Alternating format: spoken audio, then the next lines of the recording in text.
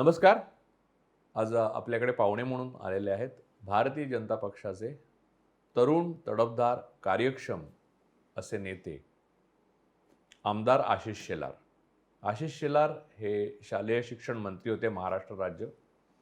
शिवाय मुंबई क्रिकेट असोसिएशनचे ते अध्यक्ष होते आणि वेगवेगळ्या संस्थांमध्ये आणि वेगवेगळ्या महत्त्वाच्या क्षेत्रामध्ये त्यांनी वेगवेगळ्या प्रकारचं महत्त्वाचं आणि सकारात्मक असं काम केलेलं आहे. भारतीय जनता पक्ष ज्यांच्याकडे आशेने पाहू शकतो असे जे काही तरुण नेते आहेत त्यातले आशिष शेलार हे सर्वात प्रामुख्याने पुढचे आणि पुढच्या फळीचे नेते आहेत असं म्हणता येईल. नमस्कार आशिष. नमस्कार. आशिष, मी तुमची काही पहिली मुलाखत घेत नाही, त्याच्या अगोदर मुलाखती घेतल्या त्या तुमचा संपूर्ण संघर्षाचा काळ आणि तुमचं कौटुंबिक पार्श्वभूमी जी होती त्याच्यावर आपण एकदा मुलाखत केली होती. तुम्ही खूप स्ट्रगल करून इथपर्यंत आलेला आहे, म्हणजे कोणती गोष्ट तुम्हाला सहज मिळालेली नाही आहे. आत्ता निपॉटिझम असं सगळं म्हटलं जातं, तर तुम्हाला काही निपॉटिझम कुठच्याच प्रकारे करण्याची शक्यताच नव्हती तुमच्या आयुष्यात. तर मला असं सांगा की निपॉटिझम आणि कष्टाने वर येणं याच्यामधलं, कष्टाने जो वर येतो जे तुम्ही आहात, तर त्या कष्टाने वर येणाऱ्या माणसाची किती शक्यता असते राजकारणात पुढे जाण्याची? आता किती पर्सेंट उरले आहेत? कष्टाने जो कार्यकर्ता पुढे जातो त्याचे किती पर्सेंट उरले आहेत? मला असं वाटतं की हे खरंच आहे की ज्या वेळेला आपण ह्या स्पर्धा समजली तर त्या स्पर्धेत उतरतो त्यावेळेला एक कोणीतरी धावणारा असा असतो की ज्याच्याकडे नाईकचे शूज आहेत, नी कॅप आहे, अजून सगळ्या गोष्टी आहेत, आणि एक कोणतरी असतो जो कदाचित स्लीपरवर असेल किंवा बिना चपलेचा असेल. आणि ज्यावेळेला ही स्पर्धा सुरू होते त्यावेळेला स्पर्धेत जिंकतं कोण हे जग बघत असतं. तुम्ही सुरू होण्याआधी काय होतात ते बघत हे जग बघत नसतं, आणि ते स्वाभाविक पण आहे, म्हणजे त्याच्यावर टीका करण्याची काही गरज नाही. मला व्यक्तिशः असं वाटतं की आनंद दोन्हीमध्ये जिंकणाऱ्याला असू शकतो, पण ज्याला पार्श्वभूमी विना या सगळ्या गोष्टी करण्यामधल्या संघर्षातनं मिळणारा अनुभव आहे, त्या अनुभवाचा उपयोग करून मिळालेला जो विजय असतो त्याची किंमत कदाचित नोशनल अन्यापेक्षा जास्तीचीच असू शकेल. याचा अर्थ मी अन्य कोणावर आलोचना आणि टीका करतो असं नाही. आणि म्हणून मला असं वाटतं की त्या अर्थाने संधी या राजकारणात सगळ्यांनाच आहेत. माझं असं मत नाही की बाबा संधी फक्त स्वतःच्या कष्टाने येणाऱ्यांनाच आहेत किंवा ज्यांना पारिवारिक पार्श्वभूमी आहे त्यांना नाही, असं माझं मत नाही. किंवा उलट पण नाही असं वाटतं तुम्हाला? उलट पण नाही आहे, संधी सगळ्यांना नाही आहे. त्या संधीत आपल्या मेहनतीचं चीज करून कोण जिंकतं, कोण पुढे जातं, कोण संघर्षशील वागतं आणि कोण समाजाला न्याय देतं ते बघण्यासारखं. आणि मला वाटतं की त्यात संधी सगळ्यांना आहे. पण जेव्हा तुम्ही भारतीय जनता पक्षाचं काम सुरू केलं, म्हणजे आधी म्हणजे संघात जाण्यापासून तुमची सुरुवात झाली, पण भारतीय जनता पक्षाचं, कारण हे मी का बोललो संघात, कारण अगोदर एकदा मी तुमच्याशी खूप डिटेलमध्ये याच्याबद्दल बोललेलं आहे. पण भारतीय जनता पक्षात काम सुरू केलं तेव्हा तुमच्या भोवती जे नेते होते त्यातल्या कोणत्या नेत्याचा तुमच्यावर सर्वात जास्त प्रभाव पडला? नाही, हे तर स्वाभाविकच आहे की आपण ज्या वेळेला राजकारणात काम सुरू करतो त्यावेळेला त्यावेळेला जो नेता आपल्या रीचमध्ये आपण ज्याला बघतो आणि जो आदर्श वाटतो आहे त्यालाच नॉर्मली आपण फॉलो करतो, आणि मला वाटतं त्याचा प्रभाव पण असतो. आमच्या ज्या काळात 94-95च्या काळात मी पक्ष म्हणून काम केलं, त्याआधी विद्यार्थी परिषद, त्याआधी संघ, हा काळ बाजूला सोडू तरी आत्ता नाही म्हटलं तरी 25 वर्ष होतील. म्हणजे मला 18 वर्ष निवडून आलेला जनप्रतिनिधी म्हणून आत्ता झाली आहेत, 25 वर्ष तर राजकारणातली झाली आहेत. त्या सगळ्यामध्ये सुरुवातीच्या काळामध्ये मुंबईचे अध्यक्ष पण होतात. बिलकुल. त्यामुळे त्या सगळ्या काळामध्ये मला असं वाटतं की सुरुवातीच्या काळात प्रमोद महाजनांचा प्रभाव हा आमच्या सगळ्यांवर होता. कारण प्रमोद महाजनांचं काम करण्याची पद्धत, प्रमोद महाजनांचं एखादा कार्यक्रम घडवून आणण्याची कार्यपद्धती, त्यांचं वक्तृत्व, त्यांचं नेतृत्व, त्यांची शैली, या सगळ्याचा खूप मोठा पगडा हा त्या काळामध्ये आमच्यावर होता आहे. आणि त्यानंतर स्वतःचं म्हणजे तुम्हाला सगळ्या एका पॉईंटला असं बघतो आपण की तुम्ही स्वतःची वाट स्वतः निर्माण केली. म्हणजे कसं की प्रमोद महाजनांचा किंवा इतर सहकाऱ्यांचा जो पगडा असतो, किंवा लेखक सुद्धा लिहायला सुरुवात करतो कोणाचं तरी अनुकरण त्याला करावं असं वाटतं, काहीतरी त्याला आवडतं कोणाचं तरी, तर ते म्हणजे तो ते त्या पद्धतीने लिहू पाहतो आणि मग शेवटी त्याला स्वतःची शैली सापडते. तुम्हाला कधी वाटतं की कधी नेमका तुम्हाला सूर सापडला की स्वतःच्या राजकारण स्वतःच्या पद्धतीने करावं, याचं चांगलं घ्यावं, त्याचं चांगलं घ्यावं, जे तुमच्या स्वभावात आहे, इन्क्लुझिव्हनेस तो तुमच्या स्वभावाचा भाग आहे. म्हणजे प्रत्येक पक्षामध्ये इन्क्लुझिव्ह असतात, काही एक्सक्लुझिव्ह लोक असतात, काही लोक वजा करून राजकारण करतात, काही लोक अधिक करून करतात, तुम्ही बेरीज करता. आताच पवार साहेबांना पण तुम्ही भेटला, त्याच्यावर नंतर येतो मी. पण मुद्दा असा की हे जे स्वतःचा जो सूर आहे की कुठे अधिक करायचं, कुठे वजा करायचं, कोणाला बरोबर घ्यायचं, हे जे स्वतःचं सुरू केलं ते कधी तुम्हाला सूर सापडला स्वतःचा? मला वाटतं 2002ला जेव्हा महानगरपालिकेची पहिली निवडणूक लढून मी जिंकलो, मला वाटतं माझ्या राजकीय कार्यप्रणालीला किंवा त्याला तुम्ही सूर म्हणा, ही त्यावेळेला एक वेगळी वळण त्याला लागलं. खरं तर मी नगरसेवक नसतो झालो तर कदाचित आज ज्या स्तरावर पोहोचलोय त्या स्तरावर पोहोचलोच नसतो असं मला का? ठाम असं वाटतं. का? याचं कारण असं आहे की संघटनेत ज्यावेळेला तुम्ही राजकारण काम करता संघटनेचं, त्यावेळेला तुम्ही एका विशिष्ट पद्धतीने करता आणि आमच्याकडे एक ती पद्धत प्रिस्क्राईब आहे. म्हणजे संघ असो, विद्यार्थी परिषद असो, भाजप असो, याच्यामध्ये कार्यप्रणाली, बैठकीची पद्धत, कार्यक्रमाची पद्धत, निरोपाची पद्धत, एखाद्या घरी जाण्याच्या संपर्काची पद्धत ही थोडीफार प्रिस्क्राईब्ड आहे. ती एक ठरलेली आहे. त्यापेक्षा वेगळं जे जग आहे, त्यापेक्षा वेगळ्या ज्या कार्यपद्धती आहेत, त्यापेक्षा वेगवेगळे विषय जे आहेत, ह्याचं एक्सपोजर तुम्हाला केव्हा मिळतं ज्यावेळेला खऱ्या अर्थाने तुम्ही निवडून आलेले जनप्रतिनिधी होता. मुंबई महानगरपालिका हे एखाद्याला अभ्यास करायचा असेल तर सोन्याची खाण आहे. मी आर्थिक रूपाने म्हणत नाही आहे, अभ्यास म्हणजे करायचा आर्थिक असेल, रूपाने म्हणणारे तो विषय आहे, तो विषय वेगळा आहे. म्हणजे तुम्हाला सिवरेज ट्रीटमेंट प्लॅन, पर्यावरणातले विषय, गार्बेज ट्रीटमेंटचं काय, बिल्डिंग कन्स्ट्रक्शनचं काय, पाण्याच्या निचऱ्याचं काय, शहर नियोजनाचं काय, भूखंडाच्या वाटपाचं काय, यापासून शालेय शिक्षणाचं काय, या सगळ्या विषयातला इतका मोठा अनुभव हा तुम्हाला मुंबई महानगरपालिकेत ज्यांनी प्रामाणिकतेने काम केलेला कुठलाही नेता असो, कुठल्याही पक्षाचा असो, त्याच्या गाठीशी असलेला अनुभव आहे ना, त्याला जगात, मला असं वाटतं या देशात आणि जगात खूप वरपर्यंत काम करण्याची संधी देऊ शकतो. आणि म्हणून 2002 हे खूप माझ्या राजकीय जीवनातलं वळण चांगल्या अर्थाने मिळालेलं वर्ष आहे. पण मग मुंबई महापालिकेत निवडून आल्यानंतरचा जो अनुभव आहे, तुम्ही जो आत्ता सांगताय मुंबई महापालिकेत काम केलं, तुम्ही मंत्री झालात जेव्हा महाराष्ट्र राज्यामध्ये, थोडा काळ मंत्रीपद होतं तुमच्याकडे, कारण निवडणुका आल्यानंतर सरकार बदललं. पण तेव्हा त्याचा उपयोग झाला का? म्हणजे असं काय रेफरन्स, डायरेक्ट रेफरन्स तुम्हाला आठवतो की म्हणजे तो रेफरन्स सांगण्याची गरज नाही, पण तेव्हा उपयोग झाला असा समान धागा आहे का त्याच्यात? खूप खूप उपयोग झाला. खरं तर महापालिकेत मी कधी शिक्षण समितीवर नव्हतो, पण सभागृहात असताना, सभागृहात भाजपचा नेता असताना सर्व विषयांवर आम्ही सहभागी व्हायचो. आपण एक छोटासा विषय घेऊ. माझ्याकडे शालेय शिक्षण आणि क्रीडा होतं मंत्रीपद असताना.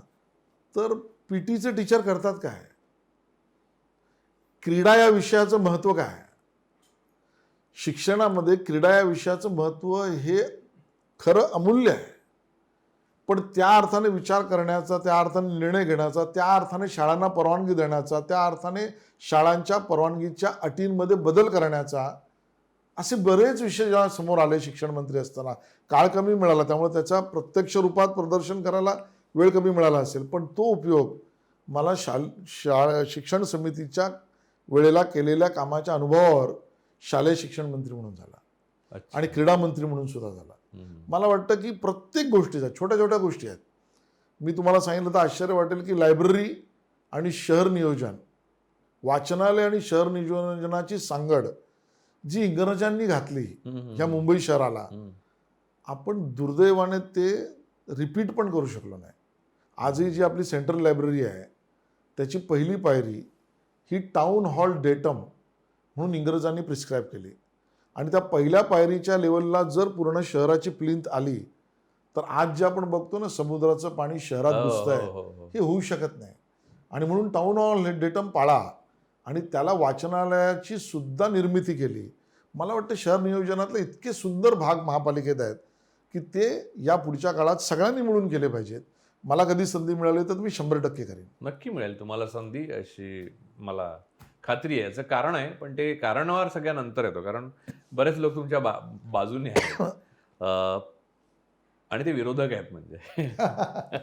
तर यातला एक महत्त्वाचा मुद्दा असा की तुम्ही महापालिकेत काम करत असताना एक गोष्ट दिसते की 2002 पासून आत्तापर्यंत जरी आपण धरलं, 18 वर्ष झाली, 2020, मुंबई महापालिका खूप गोष्टीत अव्वल आहे देशात.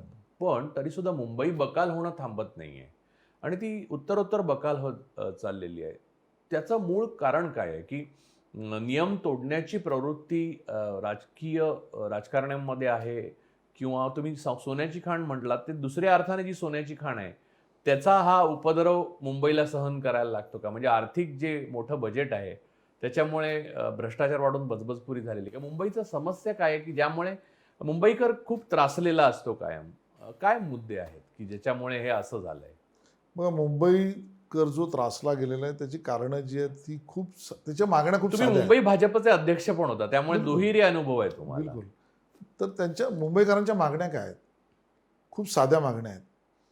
आमच्या घरात पाणी येऊ नये, आमच्या घरात पिण्याचं पाणी वेळेत यावं, ते स्वच्छ असावं, आम्ही बाहेर पडलो तर रस्ते चांगले असावेत, बस BSTसाठी उभं राहिलो तर बस वेळेवर यावी, ट्रेनसाठी गेलो तर ट्रेन वेळेवर सुटावी आणि आत जाण्याची जागा मिळावी. सर्वसाधारण मुंबईकरांची हीच अपेक्षा आहे. अपेक्षा असते. त्याच्या पलीकडे खूप काय मान्य करतो. मला स्वतः असं वाटतं व्यक्तिशः की मुंबई महापालिकेत जे सत्तेत बसले आहेत, वर्षानुवर्ष बसले आहेत, त्यांनी धाडसाचे निर्णयच घेतले नाहीत.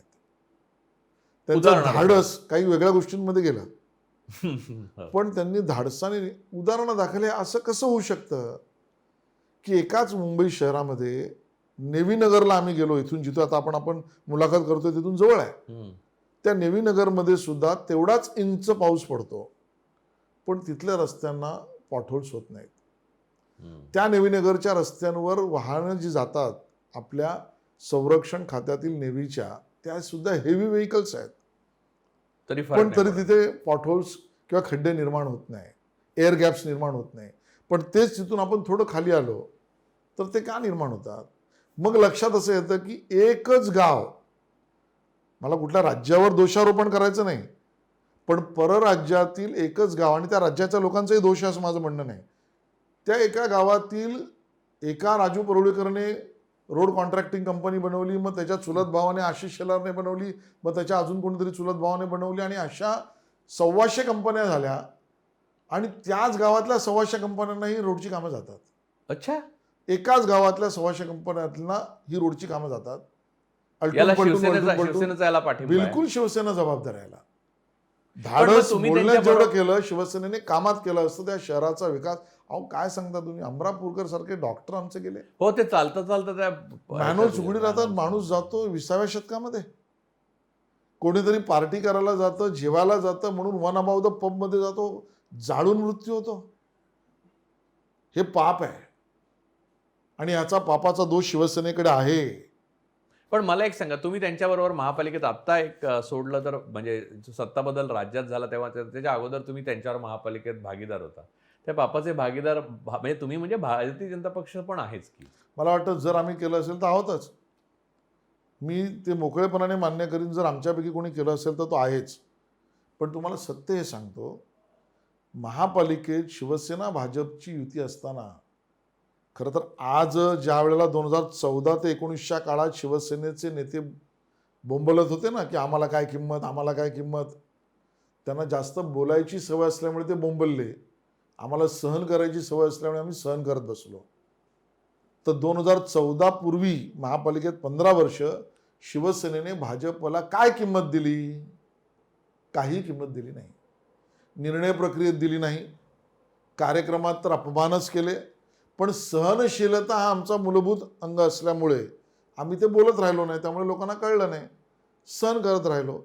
आज ज्या वेळेला बोलायची संधी त्यावेळेला बोलणार. पण मग आता लोकांना असं वाटतं की तुम्हाला महाराष्ट्रातली सत्ता शिवसेनेमुळे गमवावी लागली आणि त्यामुळे तुम्ही त्यांच्यावर आरोप करता.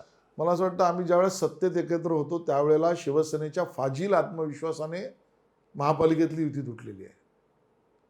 2000 जी 19च्या अगोदरची निवडणूक झाली बरोबर. महापालिकेची, 17ला मला वाटतं, त्या 17च्या निवडणुकीत शिवसेनेच्या फाजील आत्मविश्वासाने त्यांनी युती तोडली.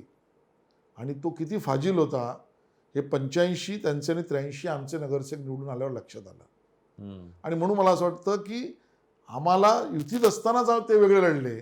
पण मग आणि तेव्हा म्हणून तुम्ही तेव्हा परत तुम्ही त्यांच्याबरोबर का राहिला? मग 2017लाच तुम्हाला एक संधी होती. आम्ही बरोबर नाहीच आहोत. नाही, 2017 मध्ये राज्यामध्ये 2017लाच तुम्ही हे दाखवून देऊ शकला असता की जे नंतर 2019च्या निवडणुकीनंतर झालं, शिवसेनेने केलं, ते 2017 मध्ये तुम्ही पण करू शकत होता राज्यामध्ये. मला असं वाटतं की त्यावेळेला राज्याचं सरकार आणि राज्याचं हित याची प्राथमिकता एका महानगरपालिकेच्या निवडणुकीच्या मूल्यावर तोडावी असं आणि वाटलं नाही. राज्याला हतबल स्थितीत आणावं हे काही योग्य नाही. आणि म्हणून आमच्या वरिष्ठांनी जो निर्णय घेतला तो योग्य होता आणि त्यांचा महापौर झाला आणि आम्ही विरोधात पारदर्शकतेच्या भूमिकेमध्ये बसलो. आम्ही बोलायला लागल्यावर मात्र त्यांना अडचणी वाढल्या, कारण जगासमोर सत्य यायला लागलं. पण अजूनही तुम्ही नीट म्हणजे आत्ता महापालिकेत अनेक प्रकारचे आरोप केले जातात की भ्रष्टाचार होतो, भ्रष्टाचार होतो. पण हे टोकाला म्हणजे तर्कशुद्ध टोकाला कधीच जात नाही की हा भ्रष्टाचार या पक्षाने केला. म्हणजे तुम्ही म्हणता शिवसेनेने केला. शिवसेनेने केला, या कंत्राटदारांना भरून आत्ता किती रुपयांचा किती काळ भ्रष्टाचार होतोय मला काही सांगू शकाल? असे उदाहरणं, वानगी दाखल काही उदाहरणं सांगा ज्याच्यामुळे लोकांच्या जीवाला आणि लोकांच्या दैनंदिन आयुष्याला त्रास होतो मुंबईकरांना. असे भ्रष्टाचाराचे 4 नमुने, 2 नमुने, 1 नमुना काही सांगा तुम्ही. मला असं वाटतं की खूप नमुने आहेत, पण वानगी दाखल तुम्हाला एक सांगतो. आज कोविडचा काळ आहे. करोनाची भीती नाही, करोनामुळे मृत्युमुखी लोक पडत आहेत. आज महानगरपालिकेचं हेल्थचं, आरोग्याचं बजेट 4-4.5 हजार कोटीच्या वर आहे. 4-4.5 हजार कोटीच्या वर बजेट असलेल्या महापालिकेत आम्हाला सेवा किती लोकांना द्यायची आहे? ॲव्हरेजली 1,40,00,000 लोकांना.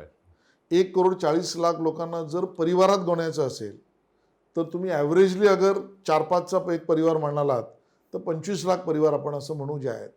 त्या 25,00,000तले 5,00,000 परिवार हे महानगरपालिकेच्या हॉस्पिटल्समध्ये येतच नसतील, स्वतः प्रायव्हेटली करत असतील, अन्य व्यवस्था करत असतील. 20,00,000 परिवार आहेत.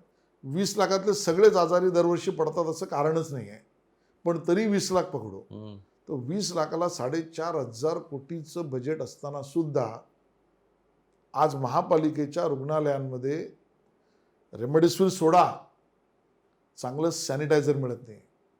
आज WHOने हॉस्पिटल ॲक्वेंटेड इन्फेक्शन्स HAI याच्यामुळे डिझीज किती वाढतो याचं वर्णन करताना सांगितलं आहे की जर आपण सॅनिटायझेशन हॉस्पिटलमध्ये नीट केलं नाही तर जो एक रुग्ण वेगळ्या आजारासाठी हॉस्पिटलमध्ये आला आहे त्याला 18 दिवस अजून राहावं लागतं. $1चा खर्च जर आपण त्या आरोग्यावर रुग्णाच्या करत असू तर सॅनिटायझेशन, डिसइन्फेक्टंट नीट न वापरल्यामुळे $1च्या उपचारावर $28चा अजून खर्च करावा लागतो. अशी स्थिती असताना भ्रष्टाचार आज महापालिकेत डिसइन्फेक्टंट आणि सॅनिटायझर्स घेण्याचा किमान 200 कोटीचा चालू आहे ह्या कोविडच्या काळात. या कोविडच्या काळात चालू आहे. स्टेशनरीवाला पण सॅनिटायझर सप्लाय करतोय. हाफकिनच्या आमच्या इन्स्टिट्यूटने पॅरामीटर्स दिला आहे. हँड सॅनिटायझर कसा असला पाहिजे, ऑपरेशन थिएटर्समध्ये डिसइन्फेक्टंट कसं केलं पाहिजे, हाफकिनच्या नियमाला हरताळ. अहो ते सोडा, राज्य सरकारच्या गव्हर्नमेंटने GR जो काढलाय आपल्या सरकारचा GR, त्याने कंडिशन्स टेंडरमध्ये काय असल्या पाहिजेत त्याही मुंबई महापालिका पाळत नाही आहे. आपण रुग्णांच्या आयुष्याशी तर खेळतोच आहोत, पण कोणी उठला स्टेशनरी सप्लाय करणारा, बुक सप्लाय करणारा, तो म्हणतो आता मी सॅनिटाईज सप्लाय करतो, दिलं. हल्ली त्यामुळे लॉकडाऊनच्या काळात फुलवाले विकत होते म्हणजे रस्त्यावर सॅनिटायझर. त्यामुळे आपण हा खरं हे पाप आहे. आणि मुंबईकरांनी का खरं तर राज्याच्या जनतेने का सहन करावं, पण मुंबईची रचना म्हणजे मुंबईचं जे प्रशासनाचं जो हे आहे की MMRDA आणि मुंबई महापालिकेचं जे आरोग्यविषयक जे धोरण आहे त्याचं थेट आरोग्यमंत्री म्हणजे आता राजेश टोपे आहेत ते जे करतायत सगळं धावपळ, त्याच्यात मुंबईचं जे थेट महाराष्ट्र शासनाकडनं यायला पाहिजे तसं नव्हतं. मुंबई महापालिकेचं एक स्वतंत्र जे त्यांचं स्वतःचं अस्तित्व आहे, स्वायत्तता, ती जबाबदार आहे का याला? नाही, मला वाटतं मुंबई महापालिकेची स्वायत्तता कायद्याने दिलेली आहे आणि ती योग्य आहे. मला व्यक्तिशः माझं मत आहे. राज्य सरकारने हस्तक्षेप यात करू नये, आवश्यकता तेवढाच करावा, त्याची कार्यपद्धती विधित केलेली आहे. पण आज आम्ही जे बघतोय की जे आजपर्यंत महापालिकेत सत्ताधीश होते ते राज्य सरकारच्या नावाने टाहो फोडायचे की राज्य सरकार हस्तक्षेप करत आहे. पण आज आम्ही बघतोय की राज्य सरकारमधले युवा मंत्रीच महापालिका चालवत आहेत. कोण युवा मंत्री? नाव पर्यावरण मंत्री आहेत. अच्छा. आणि ते महापालिका चालवत आहेत. ते महापालिका चालवताना सुद्धा परवाचा पाऊस ज्या वेळेला आला आणि ज्या वेळेला 106 किलोमीटर वेगाने वारे वाहले काही तासापुरता, ते वादळ होतं की नाही याच्यावर वादळ चालू आहे, पण डिझास्टर मॅनेजमेंटच्या कार्यालयाला सुद्धा पालकमंत्र्यांनी भेटी दिल्या नाही. का ते? ज्या वेळेला इतक्या मोठ्या प्रमाणात झाडं पडली, त्या झाडं पडल्यानंतर सुद्धा ती झाडं उचलण्यासाठी 7-7, 8-8 दिवस लागले. मुंबई महापालिकेची स्थिती आहे, मी तुम्हाला कुठल्या छोट्या महापालिकेची सांगत नाही. नेतृत्व सेंट्रलाइज झाल्यामुळे हा मुद्दा आला. केंद्रीकरण झालंय का नेतृत्व? म्हणजे एक टीम निर्णय, म्हणजे 3 पक्षाचा मिळून सरकार आहे, त्यांचं एक निर्णय प्रक्रिया ही लोकशाही पद्धतीने व्हायच्या ऐवजी एका ठिकाणी केंद्रित. नाही, महापालिकेपुरता सांगायचं झालं तर एका परिवारातच गेली आहे. एका परिवारातच सत्ता गेली आणि त्या परिवाराला दुसऱ्याचं कोणाचं ऐकायचंच नाही आहे. दुसरी बाजूच नाही आहे. दुसऱ्याने सांगितलेलं कानात पडतच नाही आहे. तुम्ही बोलला नाही त्यांच्याशी? मला वाटतं ती संधी त्यांनी कधी दिली आहे? पत्राला उत्तर येत नाही, वेळ मागितली तर वेळ मिळत नाही आणि वेळापत्रकांमध्ये आमदारांना सुद्धा जागा नसते. मला वाटतं मला केवळ दोषारोपण करायचं म्हणून बोलायचं नाही. मुंबईकर म्हणून मुंबईला न्याय देण्यामध्ये राज्य सरकारने चांगल्या गोष्टी केल्या तर त्या आम्ही स्वागत केल्याच पाहिजे. त्याच्यामध्ये आपण बिलकुल मागे हटता कामा नये. पण आज मुंबईची स्थिती काय आहे? आज 40-45 हजार कोटीचं फिक्स डिपॉझिट पडलं आहे आणि कोकणात जाणाऱ्या चाकरमान्यांना 500 रुपयाची अँटीजेन टेस्ट तुम्ही मोफत करून देत नाही. तो इंटरेस्टचे पैसे किती येतात ते मोजा. काय करायचं आहे क्रेडिट रेटिंग आम्हाला?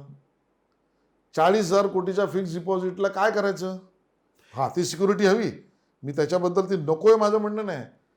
पण इथे लोकांना टॅब मिळत नाही आणि आज रिपोर्ट आलाय महानगरपालिकेच्या अर्ध्या शाळांमध्ये इंटरनेट नाही, ऑनलाईन क्लासेस चालू होत नाहीत. पण वर्ल्ड हेल्थ ऑर्गनायझेशनने धारावी मॉडेलचं कौतुक केलंय. मला असं वाटतं की जे केलंय ते मान्य करू ना. आता त्याच्याही विश्लेषणात मला जायचं नाही, कारण ह्याचा अर्थ महापालिकेत बसलेल्या सगळ्या प्रशासकीय अधिकाऱ्यांनी कामच केलं नाही असा माझा दावा नाही. धारावी मॉडेलचं कौतुक झालं, पण वरळी मॉडेल इतकं का डेंजरस झालं? उरळी कोळीवाड्यात अशी परिस्थिती का झाली? काय झाली परिस्थिती? परिस्थिती झाली, पटापटा मृत्यू पडले लोक, त्या ठिकाणी इन्फेक्शनचा रेट वाढला, लोकांना दूधही मिळत नव्हतं त्या काळामध्ये. आणि तिथले स्थानिक आमदार का गेले नाही? या सगळ्या प्रश्नांची उत्तर यायला नको का? आणि महानगरपालिकेने राज्य सरकारने धारावीसाठी काम केलं होय, पण तिथनं गेलेले इथून आमचे श्रमिक मजदूर, त्यांच्या अडचणीचं काय? ते आज परत आल्यावर स्थिती काय होईल?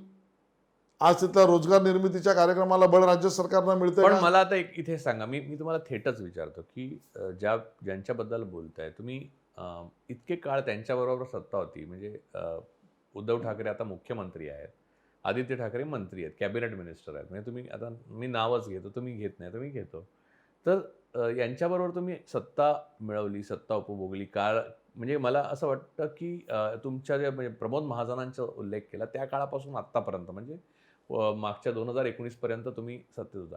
तुम्हाला त्यांचे गुण दोष तेव्हा सगळे खपून गेले आणि आता अचानक त्यांचे दोष दिसू लागले, असं नाही वाटत तुम्हाला?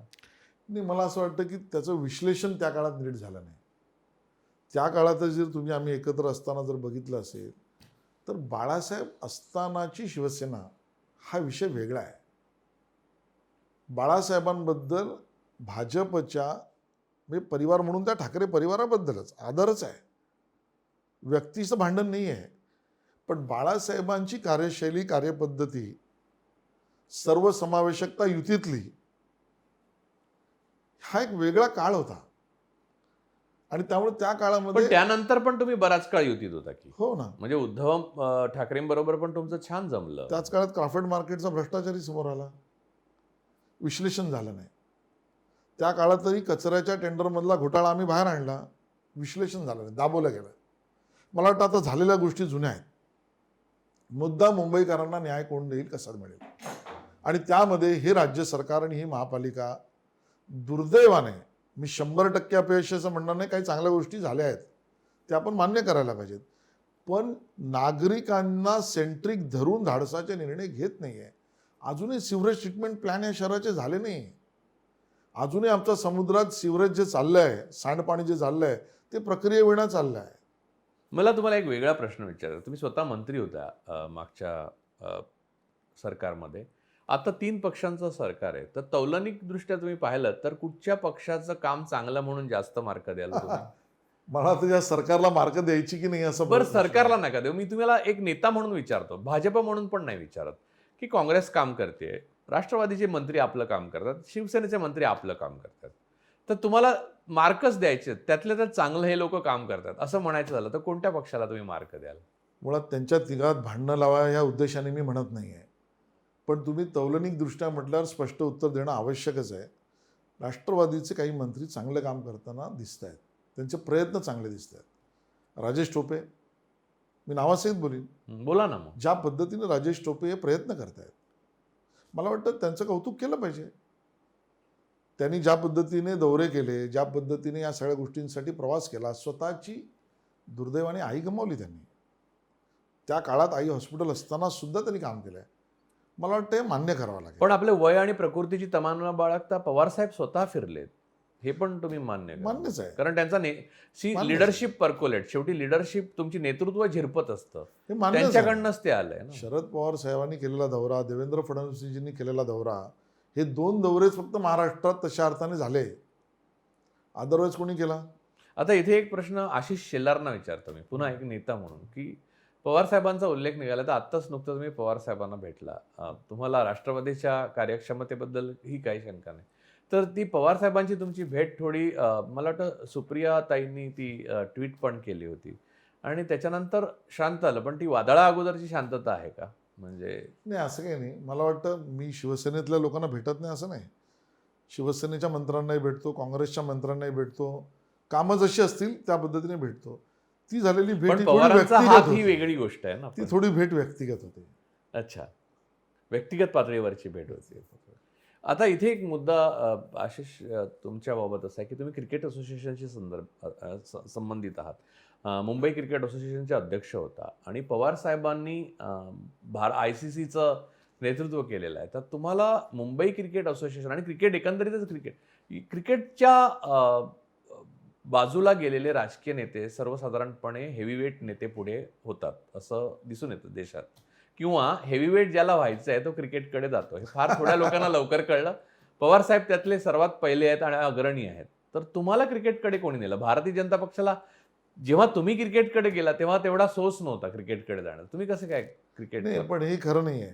जेटली होते. अरुण जेटली हे पहिल्यापासून दिल्ली जेटली क्रिकेट होते. बोर्डचे अध्यक्ष होते. त्याच्यानंतर स्वतः माननीय मोदीजी आणि मग अमित शहाजी हे गुजरातमधल्या एका बोर्डाचे अध्यक्ष होते. हे खरं आहे की मुंबई क्रिकेट असोसिएशन हे राज्यामध्ये स्कोप नव्हता.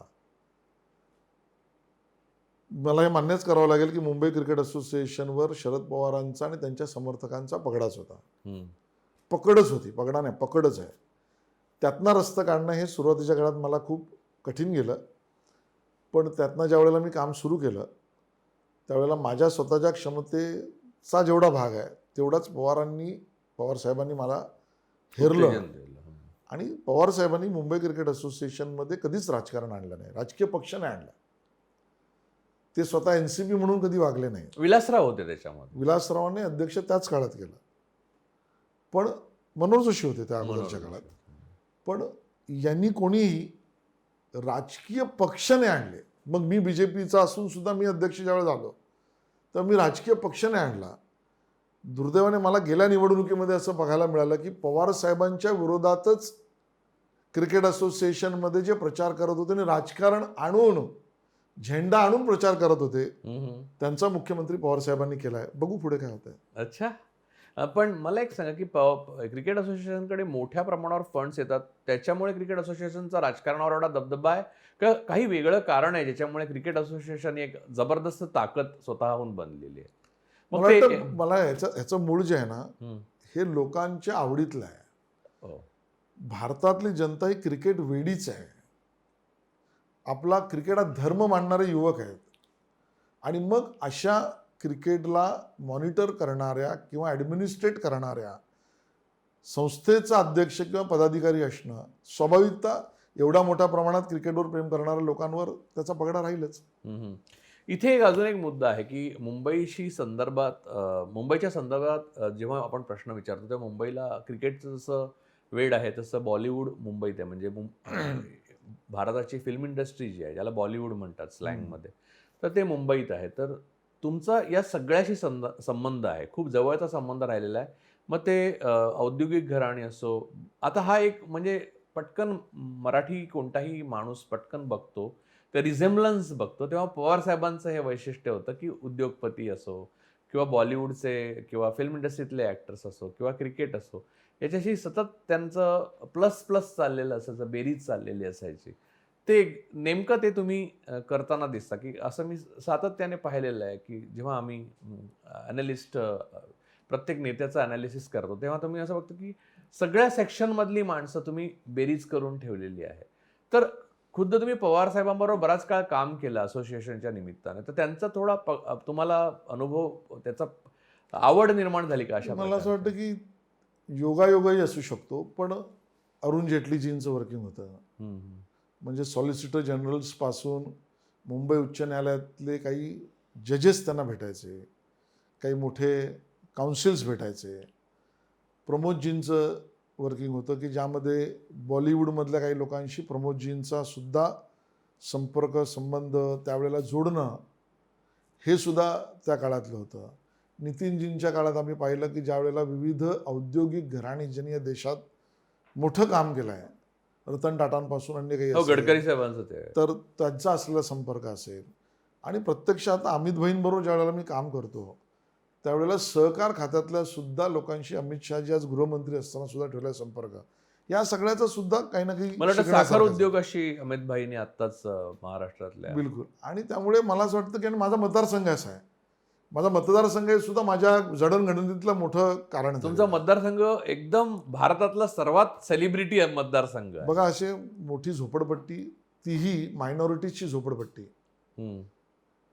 ख्रिश्चन समुदायाचं मोठ्या प्रमाणात असलेलं वास्तव्य, बॉलिवूडचं असलेलं वास्तव्य, खेळाडूंचं असलेलं वास्तव्य, मराठी टिपिकल माणसाचं असलेलं वास्तव्य, कोळी आगरी समाजाचं असलेलं असं मिक्स पारशांचं वास्तव्य, टाटा कॉलनीसुद्धा आहे, सचिन तेंडुलकरांचं घरसुद्धा आहे, तिन्ही खान ॲक्टर्सचं घरसुद्धा आहे, लिएंडर स्पेसचं सुद्धा घर आहे. अशा अर्थाने असलेल्या मतदारसंघात सर्व जाती सर्व तुम्हाला धर्माचा आनंद बघा. होत असेल ना, आपण या सगळ्यांना रिप्रेझेंट करतो म्हणून? मला वाटतं खूप मोठं त्याचं प्रेशर पण असतं, कारण चूक झाल्याने कोणी एखाद्याने जरी ट्विट टाकलं हं. तर त्याला बाकीच्या आमदाराला कदाचित सूट आहे त्याच्या चुकीला, माझ्या चुकीला सूट नाही. कारण त्यातला कोणी जर मध्ये फरहान अख्तर यांनी एक ट्विट टाकला होता, मध्ये म्हणजे 1 वर्ष आलं, हं. रोडवरना. खरं तर ते महापालिकेचं काम होतं, पण ज्यावेळेला ट्रोलिंग सुरू झालं त्यावेळेला बांद्रा म्हणजे आशिष शेलार, हं. आणि त्यामुळे ते ट्रोल झालं. पण मी काम केलं ते, त्यामुळे माझ्याकडे असलेली एखादी चूक त्यातनं सूट मला नाही, असं मतदारसंघ आहे. पण या मतदारसंघाचं जे वैशिष्ट्य आहे ते म्हणजे बूंद से सागर तक असं तुम्ही घेऊन, म्हणजे तुम्ही जिथे जाता तिथे ते इन्क्लुसिव्हनेस चालू ठेवता.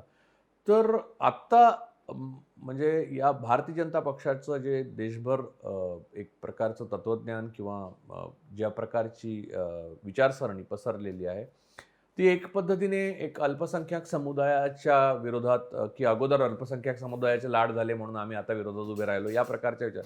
मला असं कधी दिसलं नाही की तुम्ही पर्टिक्युलरली, आणि मी हे काय तुम्हाला खूप वर्ष ओळखतो त्यामुळे पण बोलू शकतो, की मुस्लिम्स, ख्रिश्चन्स तुमच्या मतदारसंघात तुमचे मतदारच असल्यामुळे मला आत्तापर्यंतच्या तुमच्या राजकीय कारकिर्दीत त्यांच्या विरोधात एकही ओळ बोलल्याचं किंवा लिहिल्याचं मला माहीत नाही. तर तुमच्या पक्षात या गोष्टीचा मायनस म्हणजे त्रास होतो का तुम्हाला? म्हणजे की खरं तर नाही, तुम्ही न्यायिक भूमिकेने काम करा हीच पक्षाची भूमिका आहे. आता न्यायिकचं इंटरप्रिटेशन कोण काय करतं हा चर्चेचा मुद्दा असू शकतो. मला असं वाटतं की ज्या वेळेला तुम्ही संविधान मान्य केलं, म्हणजे जन्माला आल्यावरच मान्य केलं, आणि इतका सुंदर संविधान आपल्या देशाला लागल्यानंतर, मी तर वकील आहे मूळचा, आणि म्हणून मला असं वाटतं की ज्यावेळेला संविधानाने आपल्या दिशा खूप स्पष्ट केल्या आहेत त्यावेळेला आपल्या कामाच्या व्याप्तीही मोठ्या केलेल्या आहेत, आणि ते सर्वसमावेशक असावंच लागेल. या देशामध्ये ज्याला ज्याला भरीव काम करायचं आहे त्या सगळ्यांना सर्वसमावेशक असावंच लागेल. तो काँग्रेसचा असो, तो शिवसेनेचा असो, तो भाजपचा असो, तो राष्ट्रवादीचा असो, तो मनसेचा असो, त्याला सर्वसमावेशक व्हावंच लागेल. आणि मला वाटतं माझ्या दृष्टीने ती कार्यशैली ही भाजपनेच मला दिली असं माझं मत आहे. हे आश्चर्यकारक आहे म्हणजे तुमचं असं बोलणं. असू शकतं, कारण मला कोणी थांबवलं नाही. मी तुम्हाला सांगतो, ज्यावेळेला गिरगाव चौपाटीला दरवर्षी येशू उत्सव होतो, येशू उत्सव, त्याच्या परवानग्या मिळवून देण्यात मी प्रयत्न करत असतो. आणि आज नाही. मी गेली मला 15-16 असं वर्ष आठवतं केलं. की मध्यंतरी सीएच्या विरोधात आंदोलनं चालू होती आणि सीए येणार असं चाललं होतं, तेव्हा मुस्लिम शिष्टमंडळ सर्वात पहिल्यांदा तुम्हाला भेटायला आलेलं. खरं आहे. आणि तुम्हाला हेही सांगतो, ज्या एका शिष्टमंडळाला माननीय पंतप्रधान मोदीजींनी भेट दिली, कोविडची सुरुवात त्या काळात होती, तरीही आपल्या घरी बोलवून त्या देशभरातल्या एक 12 ज्या प्रमुख मुस्लिम समुदायाच्या शिष्टमंडळाचा भाग मी होतो. मी स्वतः गेलो होतो. मला त्यावेळेला हाही अनुभव तुम्हाला सांगावासा वाटतो की माननीय मोदीजींनी सुद्धा सलग 1.5 तास केवळ श्रवण भक्ती केली. या सगळ्या 12 लोकांना त्यांचं म्हणणं पूर्ण वेळ मांडायला दिलं. त्यानंतरची 15-20 मिनिटं स्वतःचं मत अतिशय स्पष्टपणे मांडलं. मला वाटतं ही जी चर्चा मीडियाच्या माध्यमातून येते, जो समज पसरवला जातो किंवा समजला गेला, दोन्ही बाजू आहेत त्याच्यातली सत्यता अजून थोडी नीट बघावी लागेल. मला सांगितलेलं उदाहरण माननीय मोदीजींनी हे सर्वसमावेशकतेचं माझ्या आयुष्यातल्या राजकारणाचं भरीव उदाहरण आहे. मी कधीतरी तुम्हाला सांगेन, आज सांगणार नाही, वेगळी मुलाखत करू. चालेल, ठीक आहे. मग मी तुम्हाला दुसरा प्रश्न विचारतो की ही सर्वसमावेशकता जे तुम्ही मोदीजींची सांगितली, तर तुम्ही आत्ता उल्लेख केला की पवार साहेबांनी तो मुख्यमंत्री केला ज्यांनी पक्ष आणला मुंबई क्रिकेट असोसिएशनमध्ये. तर मला एक प्रश्न पडतो की ती सर्वसमावेशकता त्यांनी आता स्वीकारलेली असं तुम्ही मानायला पाहिजे, कारण ते सेक्युलर पक्षांबरोबर गेलेत, म्हणजे उद्धव ठाकरे आणि शिवसेना. त्यांनी सर्वसमावेशक झाले, त्याचा तुम्हाला आनंद नाही होत? चांगली गोष्ट आहे ना. त्या तिघांनी मिळून सरकार बनवलं. शिवसेनेने आमचा विश्वासघात करून तिकडे सरकार बनवलं. लोकशाहीमध्ये ठीक आहे. आमचं म्हणणं आहे, सरकार चालताना जनतेला दिसू द्या. या सरकारच्या माध्यमातून सामान्य शेतकरी, गरीब, दलित, पीडित, महिला, युवक, कामगार यांच्यासाठी काहीतरी करताना दिसू द्या. केवळ अगोदरच्या सरकारच्या काळात घेतलेल्या निर्णयांच्या वर सूड उगवायचा. असं काही केलंय हो, सरकार? बिलकुल. काय केलं? आता पीक कर्जाची बळीराजाची योजना बंद केली. आपल्या असलेल्या मेट्रोच्या कामाला बंदी केली. पण ते कोविडमुळे पण मेट्रोचं काम बंद झालंय. कोविडच्या आधी झालं मेट्रोचं काम बंद. आरेच्या एक मुद्दा होता त्यातला, आणि त्याच्या त्यात सुप्रीम कोर्टाच्या वर तर आपण कोणी नाही. सुप्रीम कोर्टाने ज्याच्यात निवाडा दिला, त्यानंतर सुद्धा आम्ही काम बंद पाडत असू, तर हे विकासात्मक आहे का लांगुल चालनात्मक आहे? अशी बरीच उदाहरणं आहेत. आमचं म्हणणं ठीक पण आहे. मुंबईकर म्हणून तुम्ही आरे तोडू नये या मताचे नाही आहात का? मुळात आरेच्या आरे विषयामध्ये हेच एक फुफ्फुस उरलंय आहे मुंबईला. ना, बरोबर आहे. अजून अशी फुफ्फुसं निर्माण करायला लागतील. अख्खं आरे संपवलं जाते असं दाखवणं एवढं काही तिथे झालं नव्हतं. जे झालं होतं ते कोर्टाच्या निर्णयाने झालं होतं. आणि पर्यावरण हाच जर मुद्दा असेल, तर मेट्रोमुळे कमी होणाऱ्या खाजगी वाहतुकीतना निर्माण होणारं कार्बन इमर्जन जे कमी होणार आहे, ते पर्यावरणाला पूरक नाही का? झाडांवरचं प्रेम आपल्याला ठेवावंच लागेल. ती आपली आवश्यकताच आहे, कारण आपल्या पिढ्यानपिढ्या देणारी ती गोष्ट आहे, ऑक्सिजन देणारी गोष्ट आहे. पण तिथे पर्यायी झाडं लावली जाणार नव्हती का? लावली गेली नाहीत का? अजून लावता आली नसती का? मला वाटतं केवळ इगोचा मुद्दा केला की गडबड होईल. पण लोकांचा खूप विरोध होता, म्हणजे मला आणि स्वाभाविक होता तो, म्हणजे लोकांचा योग्य विरोध होता तो. स्वाभाविक होता. त्या लोकांसमोर आणि ज्या अजूनचं पद्धतीने सत्य रात्री आहे. तोडायला घेतलं ते इतकं क्रूर वाटलं, म्हणजे मी स्वतः लिहिलंय त्याच्यावर. मला असं वाटतं की त्यातल्या काही गोष्टी टाळता आल्या. आल्या असत्या.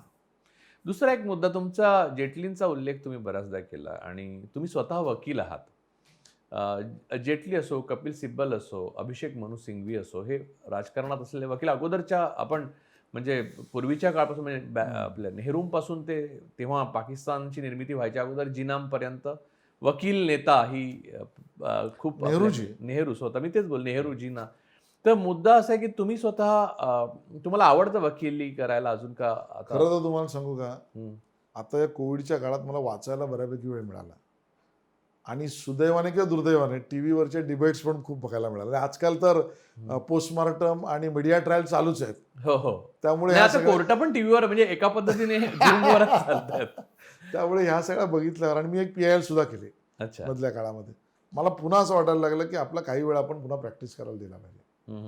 आणि विशेषतः ईडीच्या कोर्टात दिला पाहिजे. ईडीच्या कोर्टामध्ये. पण तुम्ही बंद का केलं हे?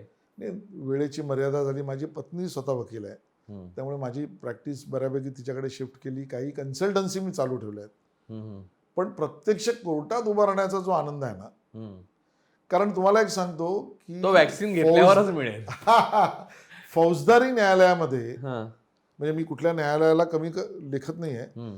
पण फौजदारी न्यायालयामध्ये प्रॅक्टिस करताना तुम्हाला ॲबस्ट्रॅक्ट गोष्टी त्या टेपोग्राफिक मशीनवर आणायला लागतात. हेतू हा कसा आणणार? हम्म. हेतू आज इथे बसताना माझ्या मनात काय आणि तुमच्या मनात काय, हा हेतू ज्या वेळेला 1.5 वर्षाने 2 वर्षाने कोर्टात केस उभी राहील, हम्म. त्यावेळेला तुमचा हेतू काय होता हे जजनं कन्व्हिन्स करून प्रश्नाच्या उत्तराच्या रूपामध्ये ते एव्हिडन्सचा पार्ट म्हणून आणणं, खूप ही जी कला आहे ना, त्यातला आनंद वेगळा आहे. हा, म्हणजे निर्मितीच आहे ती एक प्रकारची. आणि त्यामुळे फौजदारी न्यायालयातली प्रॅक्टिस करावी असं माझ्या मनात पुन्हा बळावत आहे. हम्म. तुम्ही स्वतः मंत्री होता महाराष्ट्र राज्यामध्ये, तुम्हाला अवधी थोडा मिळाला, पण त्या मंत्रीपदाच्या कारकिर्दीमध्ये तुम्हाला महाराष्ट्रातल्या मंत्री जे काम करतात, म्हणजे इतर मंत्री, तुमचे सहकारी मंत्री होते, तुम्ही काम करत होता तेव्हा महाराष्ट्रातले मंत्री काम करतात, आणि मुंबई महानगरपालिकेतलं तुम्ही नगरसेवक म्हणून काम केलेलं होतं आणि मुंबईचे भाजप अध्यक्ष म्हणून काम केलेलं होतं. तर महाराष्ट्र पातळीवर काम करताना काही वेगळा अनुभव किंवा वेगळ्या प्रकारे शैलीत बदल करावा लागतो का? हो, तो बदल करावाच लागतो. याचं कारण महापालिकेतली कार्यपद्धती वेगळी आहे. ती 1888चा जो इंग्रजांनी केलेला कायदा, ज्यामध्ये आयुक्त हा सुप्रीम, कारण तो गोराजना बाबू बसायचा, हम्म. त्यामुळे तशाच पद्धतीचा तो कायदा आहे. आत्ता आपण ज्या वेळेला लोकशाही प्रक्रियेतून निवडून आलेल्या सरकारच्या कॅबिनेटचा भाग होतो, हम्म. त्यावेळेची कार्यपद्धती ही आपल्याला बदलावीच लागते, कार्यशैली बदलावी लागते. मला असं वाटतं की तो अनुभव मला कमी मिळाला असला तरी त्यातनं शिकण्यासारखं खूप आहे, आणि ते मला मिळालं आणि त्याचा उपयोग होईल पुढे. पुढे उपयोग होईल म्हणजे तुमच्या राजकीय प्रवासात तुम्हाला काय, म्हणजे राज्यात काम करायला आवडेल का केंद्रात काम करायला? असं काही मी ठरवलेलं नाही. मुळात मी तुमचा पक्ष ठरवतो. मुळात मी संघशरण माणूस आहे. हम्म. मला हेच हवं, हेच नको, जे मिळालंय त्यात आनंद नाही असं न मानणारा मी माणूसच नाही. आणि त्यामुळे पक्ष ठरवेल ते. आज मला त्यांनी प्रमुख प्रथोद म्हणून नियुक्त केलं आहे, ते कामसुद्धा करायला मला आनंद वाटतो. आता माझ्याकडे मुंबईच्या टीमचा तर पार्ट आहेच, पण ठाण्याची विशेष जबाबदारी माझ्याकडे दिली आहे. हम्म. तर ठाण्यात आता मी काम सुरू करेन. पण या पुन्हा एकदा मी महानगरांकडे वळतो. महानगरांच्या समस्या हे लोंढे येण्यामुळे होतात. तर एक असा एक विचार आहे त्याच्यामध्ये की आपल्या मुंबईमध्ये मुख्यत्वे करून SRA स्कीममुळे एक वेगळ्या प्रकारचं एक कल्चर उभं राहिलं SRAचं, म्हणजे जे रिअल इस्टेटमध्ये उभं राहिलं, आणि त्यामुळे वेगळ्या प्रकारचे लोंढे आले आणि वेगळ्या प्रकारची एंटरप्रेनरशिप आली, जी फारशी अप मार्केट नव्हती. तुमचं त्याच्याबद्दल काय रेटिंग आहे? तुमच्या मतदारसंघात खूप झोपड्या आहेत आणि मुंबईमध्येही खूप आहेत, आणि त्याच्यावर पाट्या लागतात. म्हणजे अगोदरचं असं कल्चर होतं की ह्या बिल्डरची पाटी लागली, मग त्यांच्यामध्ये सह्या घेण्याचं सुरुवात व्हायची की झोपडपट्टीधारकांच्या 70% सह्या झाल्या की त्याचं डेव्हलपमेंट सुरू करायचे. तर SRA ही एक स्कीम यशस्वी झाली नाही असं दिसतं. शहराला बकाल करण्यात तिने हातभार लावला. तुमचं याच्यावर काय मत आहे? मला वाटतं त्याची गती हा चिंतेचा मुद्दा आहे. स्कीम अयोग्य असं मी मानणार नाही. झोपडपट्ट्यांचा पुनर्विकास हा केवळ शहराची आवश्यकता तर आहेच, पण अर्बन पॉवर्टी एलिव्हेशनचा कार्यक्रम पण आहे. आणि त्यामुळे आमच्या त्या दुर्दैवाने ज्या आमच्या बंधू भगिनी तिथे राहत आहेत, कोणी आनंदाने झोपडपट्ट्यात नाही राहतो. कोणाला आवडतं की मला झोपड्यात राहायचं आहे, पण त्यामुळे नाही कोण ते लोक राहत नाही. बिल्डर झाले हो. मला असं वाटतं की आता त्याला एंटरप्रेन्योरशिप म्हणा, ऑपॉर्च्युनिटी म्हणा, मी सभ्यपणे एंटरप्रेनरशिप म्हणलं ते नाही, अक्षरशः मला म्हणून रेग्युलेशन आणि गती, त्याचं रेग्युलेशन आणि त्याचा स्पीड, याच्यामध्ये थोडा विचार अजून खोलवर करण्याची आवश्यकता आहे पूर्वानुभवाच्या आधारावर. कारण ज्या कमी काळामध्ये आपण ते विकसित करू, त्यातला तर सगळा विषय मी मांडत नाही, कारण त्याच्यावरच आपल्याला वेगळी 30 मिनिटाची चर्चा करायला लागेल. पण कमी काळात उभ्या केलेल्या गोष्टींचा मिळणारा परिणाम आणि त्याच्यामध्ये होणाऱ्या कायदेशीर अडचणींमुळे निर्माण झालेल्या दिरंगाईमुळे होणाऱ्या दुष्परिणाम, या सगळ्याचं कुठे ऑडिट होत नाही आहे. आणि मग भले ॲनेक्शर 3 मध्ये आम्ही त्या विकासकाची आर्थिक क्षमता पाहतो, पण ती पाहण्याची कपॅसिटी SRAतल्या आज प्रशासकीय रचनेत तसे अधिकारी आहेत का? मला वाटतं आपण काय करतोय, मलम लावायला जातोय. आज ऑपरेशन करण्याची आवश्यकता आहे, शस्त्रक्रिया करण्याची आवश्यकता आहे. पुन्हा मी असं म्हणेन काही गोष्टी धाडसाने करण्याची आवश्यकता आहे, दोषारोपण झालं तरी. आणि या धाडसी, बघा धारावी हा वेगळा विषय आहे, धारावीचा पुनर्विकास का अडकलाय का नाही याचा विषय वेगळा आहे. पण आपण जोपर्यंत त्या विकासकाला स्वतः काहीतरी जास्तीचं कायद्यात बसलेल्या चौकटीत अशी लालसा निर्माण होणार नाही तोपर्यंत तो ते करणार नाही. पण इथे एक अजून एक मुद्दा आहे. तुमचं केंद्रामध्ये सरकार भारतीय जनता पक्षाचं आहे. म्हणजे आता त्या सगळ्याचीच तुम्ही उत्तर देऊ शकत नाही. केंद्रीय नेतृत्वाचं निर्णय तुमच्यावर बंधनकारक आहेत. पण तरीसुद्धा एक विचार म्हणून आपण इथे डिस्कस करतोय. तर मला एक विचारायचं की कोणत्याही पैसे कमवणाऱ्या किंवा पैशाची निर्मिती करणाऱ्या माणसाकडे चोर म्हणून किंवा तो गुन्हेगार आहे अशा पाहण्याची एक प्रवृत्ती गेल्या 6 ते 7 वर्षामध्ये देशामध्ये निर्माण झाली. अगोदरच्या कुठच्यातरी चोरांना पकडण्याकरता नंतर प्रत्येक माणूस चोर नाही हे त्याला सिद्ध करण्याची जबाबदारी त्याच्यावर टाकण्यात आली आणि त्याच्यामुळे अर्थव्यवस्था हळूहळू खाली खाली जात गेली. त्याच्यामध्ये अनेक गोष्टी अजून झाल्या. पण या गोष्टीकडे तुम्ही स्वतः एक नेता म्हणून, शिवाय मुंबईला तुम्ही रिप्रेझेंट करता, त्यामुळे मुंबई ही आर्थिक राजधानी देशाची, त्यामुळे तुम्ही कसं बघता या गोष्टीकडे? मला वाटतं आपला देश इतका मोठा आहे, आपल्या देशाची लोकसंख्या एवढी आहे, विविधता एवढी आहे आणि आपल्या इकॉनॉमीचा स्केल सुद्धा खूप मोठा आहे. आणि आता असं राहिलेलं नाही की एका निर्णयाने एखादी गोष्ट घडणे अपेक्षित करणं वेगळं आहे, पण त्याच्यापेक्षा वेगळ्या गोष्टी घडू शकतात. क्लीनअप प्रोसेसमध्ये काही झटके या पूर्ण अर्थव्यवस्थेला स्वच्छ करण्यासाठीचे लागलेत. ती भविष्याची मोठी इमारत बांधण्यासाठीची आवश्यकता आहे. आज थेट मला सांगायचं झालं तर आत्मनिर्भर भारत योजनेमध्ये कोळशाच्या लिलावापासून संरक्षणात भारतीय गोष्टींच्या शस्त्रांची निर्मिती इथपासून काही 100 करोडच्या टेंडरमध्ये भारतीयांनीच आजपर्यंत पार्टिसिपेट होण्याची घातलेली मनाई काढणं, अशा विविध ज्या योजना आत्मनिर्भर भारत योजनेतनं आता समोर येत आहेत, त्यातनं आता आपला स्वच्छतेचा कार्यक्रम जो बनला अगोदरच्या काळात, त्याच्यावर आता इमारत जी उभी राहील ती आता परमनंट स्ट्रॉंग उभी राहील. जे झटके पडले ते देशाहितासाठी आवश्यक होते असं मानणारा समाज आता आहे. पण मी इथे एक दुसरं उदाहरण देतो. तुम्ही म्हणला की धाडसाने निर्णय घेण्याची गरज आहे. तुमच्याच पक्षामध्ये इथे महाराष्ट्रामध्ये मंत्री होते नितीनजी गडकरी, ज्यांचा तुम्ही मगाशी पण 2-3 वेळा उल्लेख केला आणि त्यांचा सकारात्मक उल्लेख केला. त्यांच्यामध्ये एक नेहमी स्पिरिट राहिलेला आहे की राज्यामध्ये असताना पण राहिलेलं आहे आणि केंद्रामध्ये असताना पण, की ते आउट ऑफ बॉक्स विचार करतात आणि एक वेगळ्या प्रकारच्या उद्योजकतेला ते आवाहन करून राज्याबरोबर काम करायला प्रवृत्त करतात. आता टोलचा रस्ता जाणं किंवा फ्लायओव्हर्स झाले आपल्याकडे आणि देशात त्यांनी मोठ्या प्रमाणावर तसं करायला सुरुवात केली. धाडसाने निर्णय त्यांनी घेतले. अर्थात ते आर्थिक होते आणि त्याच्यामध्ये प्रचंड अर्थकारण गुंतलेलं होतं. स्वाभाविकपणे त्याचे नेते ते होते.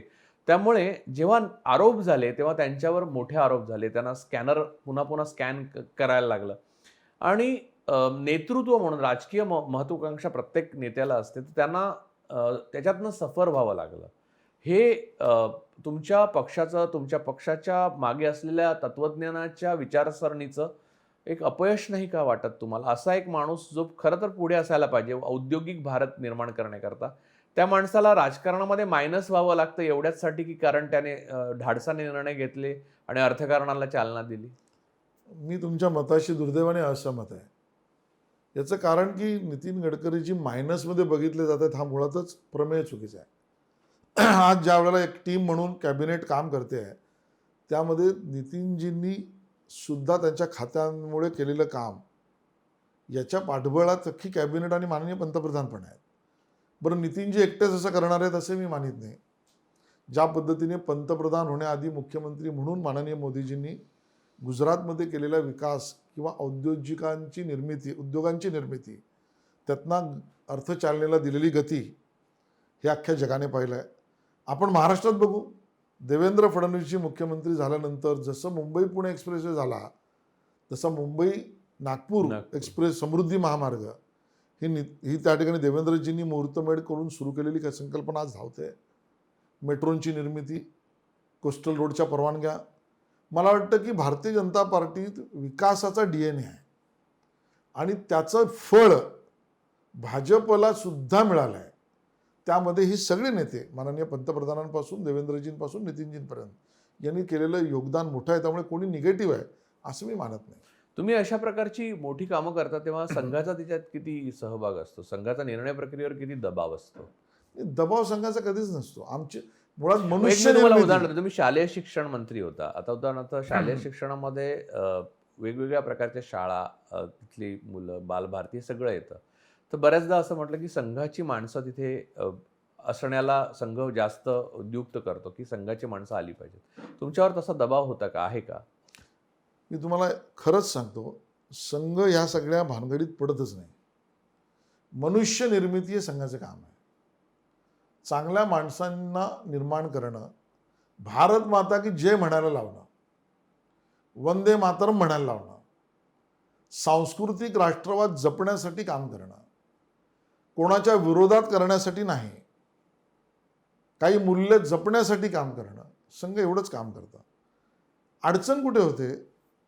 कधी कधी आम्ही केलेल्या कामाचं सुद्धा पाप संघाला घ्यावं लागतं, अशी स्थिती होते.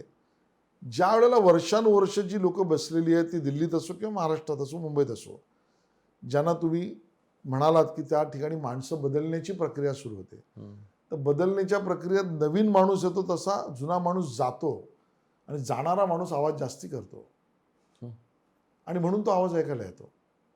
मला वाटतं संघ यात कुठेही स्वतःहून लुडबुडी करत नाही, दबावाचा तर प्रश्नच नाही. ही स्थिती आहे. तुम्ही इतर विचारसरणीचे म्हणजे 2014 नंतरच्या परिस्थितीवर मी विचारतो. जसं तुम्ही म्हणालात की शिवसेना बाळासाहेबांसारखी राहिली नाही, तर मी असं म्हटलं की भारतीय जनता पक्ष तरी अटल बिहारी वाजपेयी आणि लालकृष्ण अडवाणींचा कुठे राहिला आहे.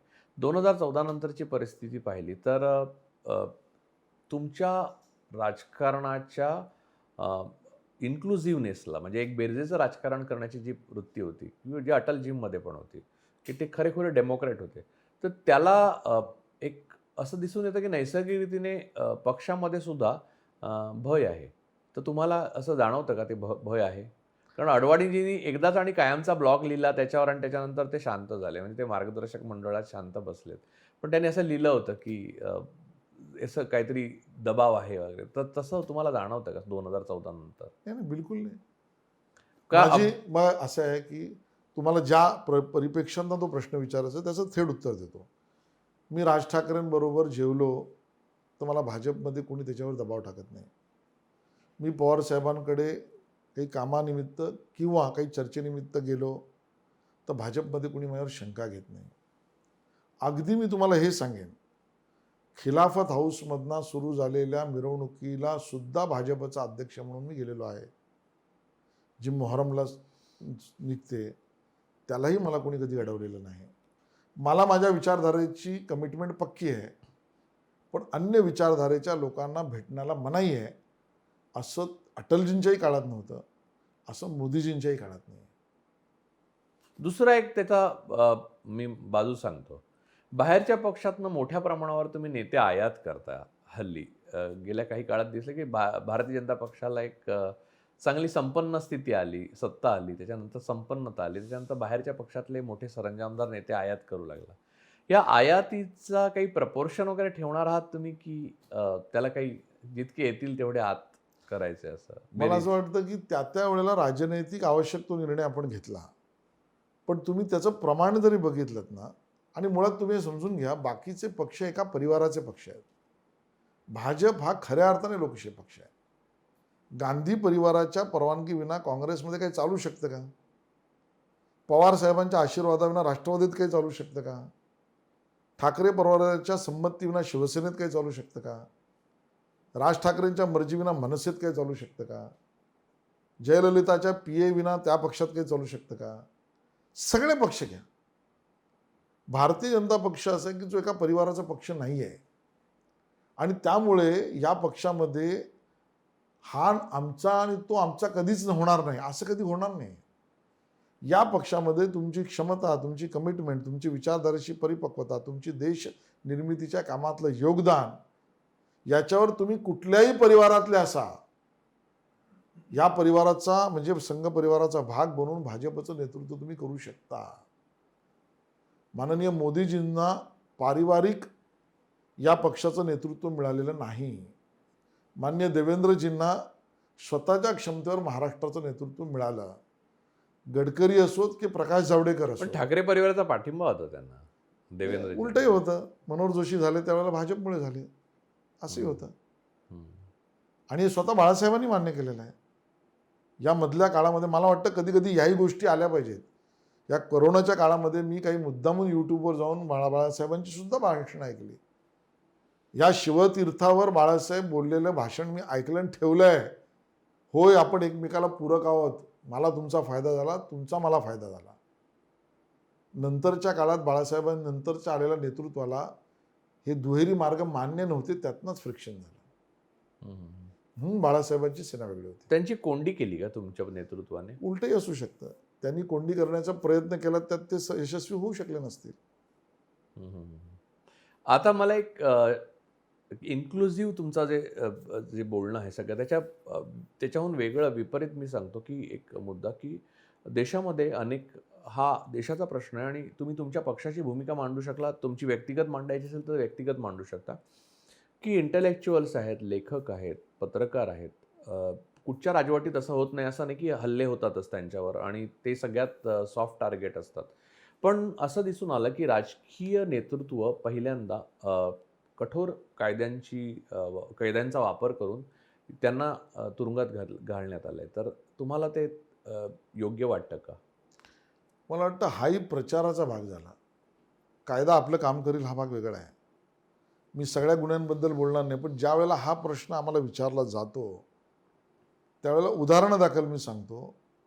सोशल मीडियावर वडाळ्यात राहणाऱ्या एका मुलाने पोस्ट लिहिली म्हणून त्याचा सत्ताधारी राज्यात असलेल्या पक्षाच्या कार्यकर्ते जाऊन मुंडन करतात. याचं समर्थन कसे करतात? एका टीव्ही चॅनेलच्या शोमध्ये एखादं वाक्य, ज्याला आपल्याला समर्थन असो नसो, मी त्याच्या वाक्याच्या समर्थनात जात नाही, ते एक वाक्य आलं म्हणून त्या नेटवर्कच्या संपादकावर एक नाही 200 केसेस दाखल सरकारकडनं केल्या जातात. 12 तासाची चौकशी होते. त्यावेळेला हे लोक का नाही बोलत? आणि त्यामुळे सोयीस्कररित्या भाजपच्या विरोधातल्या प्रचारातले मुद्दे बोलायचे. किंबहुना मला असं वाटतं की या देशामध्ये असा पंतप्रधान आहे की ज्याच्यावर रोज टीका केली जाते. सोशल मीडियात तर बोललं जातंच, बोललं गेलं पाहिजे. व्यक्तिगत बोललं जातं, लिहिलं पाहिजे. तो कधीच याचे उत्तर देत नाही. पण तुम्हाला मी एक गोष्ट तो कधीच याचं उत्तर देत नाही. हे पण एक धोकादायक, कारण आता कोविडमध्ये असं दिसलं की त्यांच्या 6-7 वर्षाच्या कारकिर्दीत त्यांनी एकही प्रेस कॉन्फरन्स घेतली नाही. 200 देशांच्या मध्ये कोविडवर न बोलणारे एकमात्र नेते ते आहेत जे पत्रकार परिषद घेऊन नाही बोलले. हाही त्यांची एक बाजू आहेच की ते बोलतच नाहीत तर त्यांच्या विरुद्धच बोलणार. म्हणजे त्यांची बाजू ते युनिलॅटरली बोलतात, बायलॅटरली त्यांचं कम्युनिकेशन काहीच नाही. जे तुम्ही बघता आता अमेरिकेचे अध्यक्ष आहेत त्यांच्या विरुद्ध त्यांच्या प्रेस कॉन्फरन्स किंवा असे इंटरव्ह्यू झालेले आहेत ज्याच्यामध्ये त्यांना कित्येकदा ततपप पण झालेली आहे त्यांची, पण त्यांनी म्हणून माघार घेतली नाही. म्हणजे ट्रम्पवर सारे आरोप केले जाऊ शकतात त्यांच्या हुकुमशाही प्रवृत्तीचे, पण त्यांनी त्या गोष्टीला थांबवलं नाही. आपल्या अगोदरच्या कुठच्याही पंतप्रधानांनी प्रेस कॉन्फरन्स शिवाय गेले नाहीत. मोदीजींची पद्धत आहे की त्यांनी प्रेस कॉन्फरन्सच नाही घेत. मला असं वाटतं की त्याचंही आकलन चुकीचं करतो आपण. मी तुम्हाला 3 प्रश्न विचारेन. मोदीजींच्या आधी असा देशाचा पंतप्रधान कोण होता की ज्याने 15 ऑगस्ट किंवा 26 जानेवारीला देशाला संबोधित करताना सुद्धा, तुम्ही युनिलॅटरल आणि बायलॅटरलचं म्हणालात म्हणून सांगतो, तुमची मतं मला सांगा, काय विषय आपण घेतले पाहिजेत? असा पंतप्रधान कोण होता की जो दर महिन्याला लोकांशी, जनतेशी डायरेक्ट संवाद साधतो आणि तो संवाद पुन्हा या महिन्यात तो लोकांनी काय केलं हेही सांगतो आणि लोकांकडनं सूचनाही आधी मागवतो मेल आणि पत्राच्या रूपाने? असा पंतप्रधान कोण होता? जो असा पंतप्रधान या देशात कोण होता की ज्याच्या कारकिर्दीत PMO मध्ये ईमेल्सचा रिस्पॉन्स प्रत्यक्ष कामात आणि उत्तरात 90% वर गेला? असा पंतप्रधान कोण होता? याचा अर्थ सामान्य माणसाचं जो ऐकतो, सामान्य माणसाची मतं इन्व्हाइट करतो, सामान्य माणसाच्या मताच्या आधारावर देशाला संबोधित करण्याची सुद्धा भूमिका घेतो, असा पंतप्रधान आज देशाला आहे. आणि म्हणून मला वाटतं हे आपण आकलन करताना दोन्ही बाजूने केलं पाहिजे. चांगले वकील आहात तुम्ही प्रॅक्टिस चालू केलीच पाहिजे. तुमच्या पक्षाचं हे ॲसेट आहे तुम्ही वकील असल्याचं, की तुम्ही तुमच्या पंतप्रधानांची बाजू ज्या पद्धतीने मांडली, त्या पंतप्रधान तर आमचे पण आहेत, पण ते तुमच्या पक्षाचे आहेत, त्यामुळे तुम्हाला बाजू मांडली. तुमचा नेते आहेत ते तुमचे. तुम्हाला स्वतःला तुमच्या या नेतृत्वाची रेष कुठे न्यायची आहे असं वाटतं? की मी पुन्हा एकदा हा प्रश्न विचारतो, की तुम्ही असं सांगाल, की माझ्या पक्षाने ठरवावं वगैरे. पण तुम्हाला स्वतःला आवडतं असं क्षेत्र म्हणजे राजकारण तुम्ही निवडलं तुमचं कार्यक्षेत्र म्हणून. तुम्ही क्रिकेटसाठी पण काम करता, तुम्ही फिल्म इंडस्ट्रीसाठी पण करता. ते राजकारणाच्या माध्यमातून किंवा राजकारणाच्या परिप्रेक्ष्यामध्ये काम करता. तर तुम्हाला राजकारणामध्ये, थेट राजकारणामध्ये कुठे काम करायला, काय काम करायला आवडेल? मला संघटनेत काम करायला आवडतं. मला संघटनेचं काम करण्यातला आनंद जास्त आहे. बरोबरीने एखादा प्रोजेक्ट वयाच्या 60पर्यंत करावा. तो प्रोजेक्ट जो आहे तो एखाद्या मुलींच्या शिक्षणाशी आधारित करावा. मला मुलगी नाही आहे, त्यामुळे कन्यादानाचं पुण्य मला कदाचित मिळणार नसेल. पण मुलींच्या विषयात दुर्दैवाने ज्या पीडित, अनाथ, समाजाने दुर्दैवाने मागे पडले आहेत, अशा मुलींच्या विषयामध्ये एखादं भरीव काम, सेवा कार्य उभं करावं, हे व्यक्तिगत माझा हेतू आहे. आणि संघटनेत शेवटपर्यंत काम करावं ही इच्छा आहे. मी अनेक इंटरव्ह्यू पाहत असतो जगभरचे आणि भारतातले सुद्धा जुने झालेले आणि मी घेतलेले पण बरेच आहेत इंटरव्ह्यू. सर्वसाधारणपणे जे नेते सांगतात की मला संघटनेचं काम करायचं, ते एक दिवशी मुख्यमंत्री बनतात किंवा पंतप्रधान बनतात असं मी पाहिलेलं आहे. किंवा संघटनेचं मी खूप काम करतो. म्हणजे मोदीजींचंच उदाहरण घ्या, की त्यांनी संघटनेचं काम इतकं केलं होतं की जेव्हा पहिल्यांदा मुख्यमंत्री झाले तेव्हाच ते पहिल्यांदा आमदार झाले किंवा पंतप्रधान झाले तेव्हा पहिल्यांदा खासदार झाले. म्हणजे ते इतके संघटना. तर मला असं वाटतं की तुमची रेष तुम्ही वेगळ्या प्रकारे आम्हाला समजावून सांगण्याचा नाही, असं काही नाही. मला वाटतं की राजू परुळेकरांकडे मी खोटं बोलण्याचं काही कारणच नाही. नाही. तुम्ही माझे मित्र आहात हो. आणि ज्या वेळेला अशी काही रेष ठरवीन त्यावेळेला तुमची मदत जरूर मागेन. निश्चित माझी मदत मिळेल, पण तुम्ही इंटरव्ह्यूमध्ये हे सांगण्याची गरज नाही. तुम्ही मला खाजगीत सांगितलं तरी मित्र म्हणून चालेल. आज जे मी बोलतोय खाजगीत आणि बाहेर दोन्ही एकच आहे. इथे एक अखेरचा प्रश्न विचारता आशिष, की आत्ता असं एक वातावरण आहे देशामध्ये, हे तुम्ही पुन्हा अमान्य कराल, पण मी पुन्हा एकदा सांगतो, की मुस्लिमांना खूप भय वाटतंय आणि त्यांना असं वाटतं की आपल्याला सेकंड सिटिझन बनवलं जाईल. तर तुमच्या मतदारसंघात खूप मोठ्या प्रमाणावर सेलिब्रिटी मुस्लिम सर्वात जास्त तुमच्या मतदारसंघात एकाच वेळेला 3 सुपरस्टार जे फिल्म इंडस्ट्रीतले ते तुमच्या तिघेही मुस्लिम आहेत. ते तुमच्या मतदारसंघात बाकीही आहेत. तुम्ही त्यांच्याशी बोलता तेव्हा ती भीती तुम्हाला जाणवत नाही का? तुम्ही तुमच्या केंद्रीय नेतृत्वापर्यंत पोहोचवत नाहीत का? का ते घाबरून बोलतच नाही आहेत? आमच्या केंद्रीय नेतृत्वालाही अल्पसंख्याकांच्या मानसिकतेमध्ये चाललेले विषय माहिती आहेत. त्याची ते माहिती घेत असतात. मला असं वाटतं की हे खरं आहे, तुम्ही म्हणालात त्याचा मी पूर्णपणे टाळणार नाही. एक वातावरण असं निर्माण झालं आहे. आता त्याला दोषी कोण कोण आहेत, त्याच्यामागे हातभार कोणाकोणाचा आहे, ह्याच्या विश्लेषणात राजकारण पण आहे. पण तो आपण बाजूला ठेवू. समाज म्हणून आपल्या देशातील एका मोठ्या समाजाला, अल्पसंख्याक समाजाला असा वातावरणात सुद्धा असं वाटू नये, ही जबाबदारी सरकार म्हणून आमची आहे. आम्ही त्या दिशेने सुद्धा काम करतो आहोत आणि त्याची योग्य खबरदारी आमच्या केंद्रीय नेतृत्व घेत आहे. आशिष, तुमची मुलाखत संपवण्या अगोदर मी तुम्हाला एक कॉम्प्लिमेंट आहे. तुम्ही मला आपल्या मैत्रीचा या मुलाखतीत उल्लेख केला, हरकत नाही, मला आवडलं ते. तुम्हाला मी एक गोष्ट सांगतो की म्हणजे तुमचं पॅरलल जर शोधायचं झालं तर काँग्रेसमध्ये विलासराव देशमुख होते, तसं तुमचं व्यक्तिमत्व भाजपमध्ये आहे. तर जनतेशी सतत संपर्क ठेवून त्यांना कुठच्याही प्रकारचा तरतम न ठेवता किंवा हा डावा, हा उजवा, हा मध्यम मार्गी किंवा हा मुस्लिम, हा ख्रिश्चन, हा हिंदू हे डोक्यातही न आणता सतत किंवा हा ब्राह्मण, हा बहुजन असं कधी न आणता तुम्ही संवाद साधत असता आणि मी ते इतके वर्ष बघतोय, त्यामुळेच आपण चांगले एकमेकांचे मित्र आहोत. तर ही जी रेष आहे ती अधिक सशक्त होण्याकरता जिथे तुम्हाला पोहोचता येईल तिथे पोचा. त्यासाठी माझ्या तुम्हाला कायमच शुभेच्छा आहेत. धन्यवाद. धन्यवाद.